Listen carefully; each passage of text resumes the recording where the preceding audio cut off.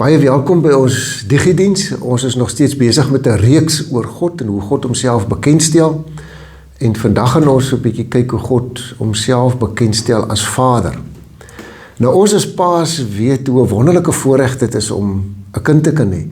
Daai eerste keer wat jy hierdie kindjie in jou arms vashou. Hoe jy hom of haar leer loop. Hierdie liefde wat net al hoe meer en meer groei en meer word. En hoe jy vir die kind alles sal opoffer en vir hom net die beste sal gun in die lewe. En dis hoe God oor sy volk, oor sy kinders voel. Maar dan lees ons hierso in Hosea 11, dat hierdie kinders, hierdie volk vir hom sê, dis nie u wat vir ons sorg nie.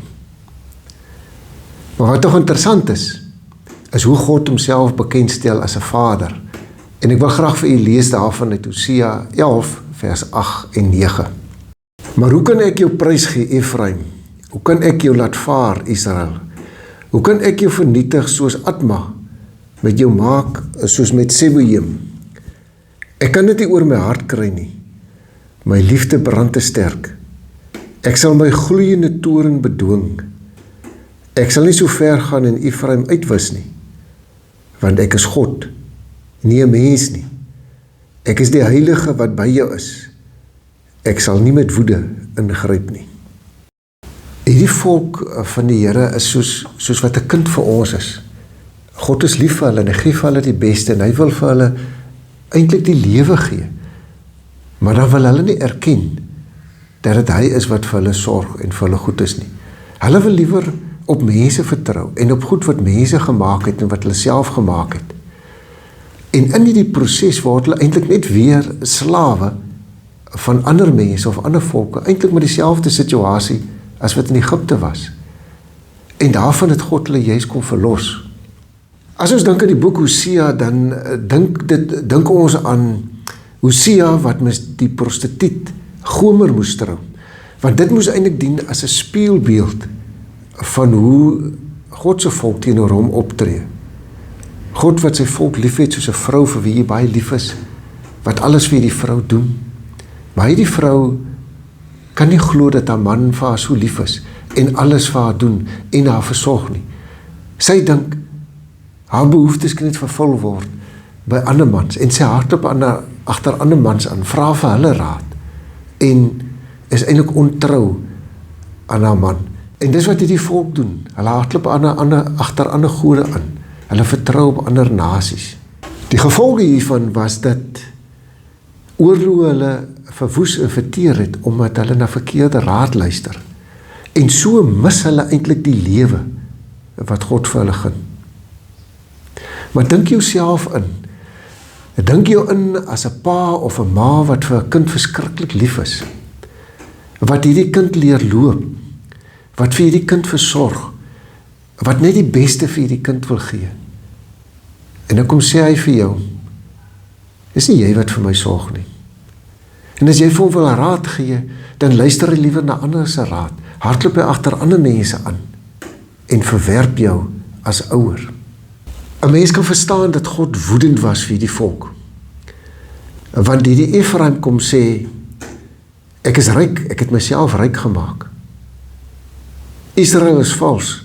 Juda is wispelturig in sy liefde teenoor God, maar getrou aan die gode. Maar is dit tog interessant wat God kom sê in Hosea 11 vers 8 tot 9. Ek lees dit net weer vir ons. Maar hoe kan ek jou prys gee, Efraim? Hoe kan ek jou laat vaar, Israel?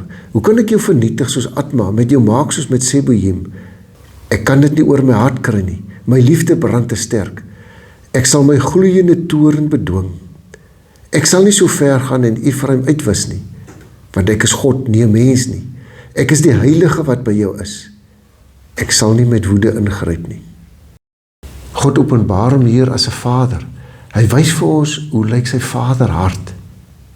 Hy is die God wat sy emosies in bedwang hou, wat nie wil vernietig nie. En dan vra ons maar, hoe kry hy dit reg? Maar dan staan daar, ek is God en nie 'n mens nie. Ons lees in Hosea 11 vers 9, want ek is God, nie 'n mens nie. Ek is die heilige wat by jou is. Hier sê God dat hy en nie met woede sal ingryp nie, dat hy nie sal vernietig nie, maar dat hy soos 'n leeu sal brul. En as hy soos 'n leeu brul, dan sal sy volk vir hom ontzag hê. Dan roep hy sy kinders soos 'n leeu terug na hom toe, sodat hulle by hom kan wees. Maar hierdie God verwag ook sekere dinge van sy volk. En ons lees daarvan in Hosea 14, vers 2 tot 4. Keer terug na die Here jou God, Israel, want jy het geval deur jou sonde. Bely jou sonde en kom terug na die Here toe. Sê vir hom, vergewe tog al ons sonde en neem ons belydenis aan. Ons bely teenoor U. Asiria hou vir ons niks goeds in nie. Ons sal ons nie meer op ons wapens verlaat nie. Ons sal ook nie meer vir ons eie hande werk sê, ons God nie. By U alleen is daar liefde vir 'n weeskind. Ons lees ook in die Nuwe Testament van God se vaderhart. Dink nou maar net aan die verlore seun. Hierdie man wat al sy erfgeld gaan uitmors het met prostituie. Maar ook lees ons daarvan hoe die vader elke dag vir hom staan en wag het. En toe uiteindelik sien die kind kom terug, toe hy hom tegemoet gehardloop, hom omhels en hom gesoen. In Psalm 103, vanaf vers 8 tot 13, lees ons ook hoe God se vaderhart lyk. Barmhartig en genadig is die Here, lankmoedig en vol liefde. Hy sal ons sonde nie bly toereken en nie vir ewig toornig bly nie. Hy handel met ons nie volgens ons sondes nie. Vergeld ons nie vir ons ongeregtighede nie. Want so groot as die afstand tussen die hemel en die aarde is, so groot is sy liefde vir die wat hom dien. So ver as die ooste van die weste af is, so ver verwyder hy ons oortredinge van ons af. Soos 'n vader hom ontferm oor sy kinders, so ontferm die Here hom oor die wat hom dien.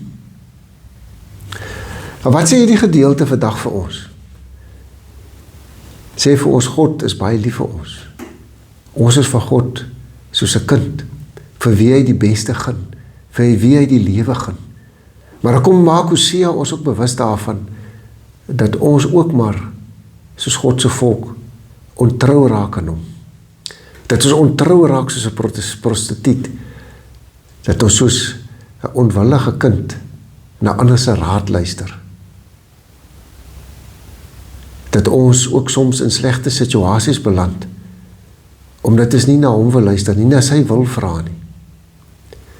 Dat ons soms slawe word van dinge of van mense, omdat ons nie op God wil vertrou nie. Maar die boodskap van Hosea is, dat God nie 'n God van straf en oordeel is nie, maar van liefde, genade en vergifnis. Maar hierdie God van liefde en genade en vergifnis, vra ook van my en jou 'n paar dinge. In die eerste plek, dat ons sal terugkeer na die Here. Dat ons ons sonde sal bely, hierdie sonde van vertroue op mense en op mensgemaakte goed. Dat ons ook ontzag vir die Here sal hê. Dat ons sal vra na sy wil en dat ons sal erken dat dit God is wat vir ons sorg. Amen. Onse Vader wat in die hemel is, dankie dat U ook vandag vir ons kom wys het hoe U vaderhart lyk. Dat U 'n God is van liefde, genade en vergifnis. Maar dat U ook van ons verwag om terug te keer na U, om ons sonde te bely, om vir U ontzag te hê en te vra na U wil, maar ook te erken dat dit U is wat vir ons sorg. Ja, Here, ons kom bely dat ons dikwels ook in situasies beland, in slegte situasies, omdat ons nie op U vertrou nie. Omdat ons liewer na mense luister. Omdat ons liewer vertrou op die goed wat mense kan maak, of wat ons self gemaak het. Maar Here, ons kom vandag na U toe. En ons wil terugkeer na U toe, en ons wil ons hoop en ons vertroue op U plaas. En ons wil vir U ontzag hê, ons wil vra na U wil, en ons wil vir U kom dankie sê, dat U elke dag vir ons sorg, en dat U vir ons omgee, en dat U vir ons lief is. In Jesus naam, amen.